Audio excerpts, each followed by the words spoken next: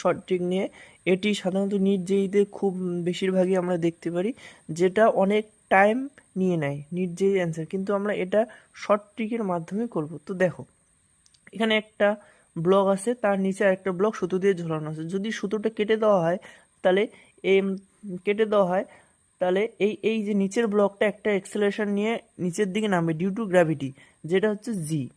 আর যে এই যে স্প্রিংটা আছে, এই স্প্রিংটার জন্য এই যে উপরের ব্লকটা আছে, এটা একটা এক্সেলারেশন নিয়ে উপরের দিকে যাবে, তো আমাদের এক্সামে এই এক্সেলারেশনটাই বের করতে বলে।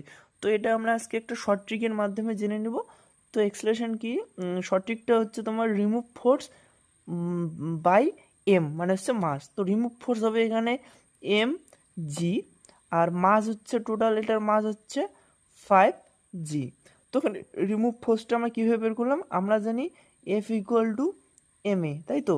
আর এখানে এ ইকুয়াল টু জি, তো এখানে আমরা বসলাম এম জি, যেটা আমরা বসলাম এখানে।